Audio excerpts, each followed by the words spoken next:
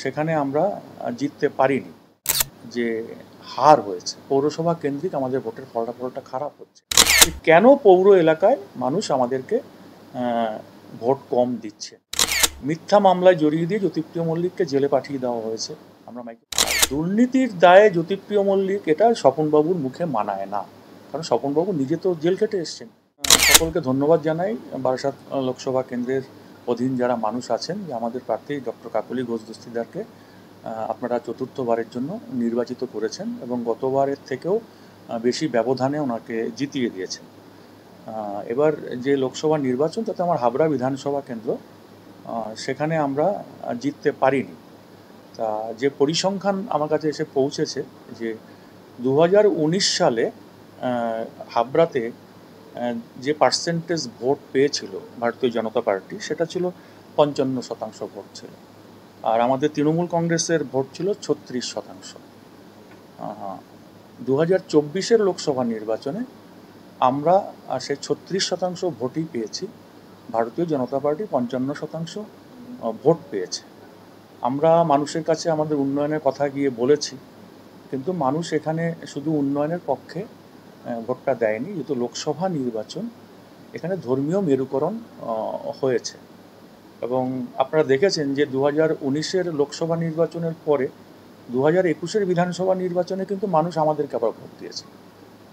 মানুষ পৌর নির্বাচনে আমাদের ব্যাপক ভোটে আমাদেরকে জিতিয়ে দিয়েছেন, এবং আমাদের দৃঢ় বিশ্বাস যে 2026-এর বিধানসভা নির্বাচন এবং তার পরবর্তীকালে যা নির্বাচন আসবে, মানুষ আমাদেরকে ভোট দিয়ে জিতিয়ে দেবেন। আর এই বিষয়ে একটা জিনিস আমরা লক্ষ্য করে দেখেছি, আমরা পর্যালোচনা করছি দলীয় স্তরে, যে দেখবেন যে বনগাঁ থেকে শুরু করে বনগাঁ পৌরসভা, গোবরডাঙ্গা পৌরসভা, হাবড়া পৌরসভা, অশোকনগর পৌরসভা, বারাসাত পৌরসভা, আমাদের যে হার হয়েছে পৌরসভা কেন্দ্রিক আমাদের ভোটের ফলাফলটা খারাপ হচ্ছে।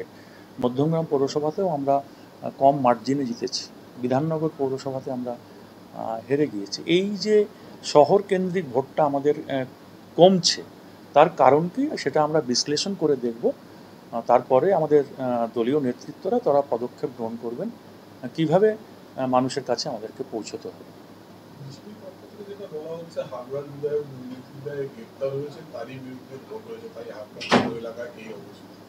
না দেখুন, আপনার তো আমি তো পরিসংখ্যান দিয়ে বুঝিয়ে দিলাম যে 2019 সালে বিজেপি 55% ভোট পেয়েছিল, আমরা 36% ভোট পেয়েছিলাম।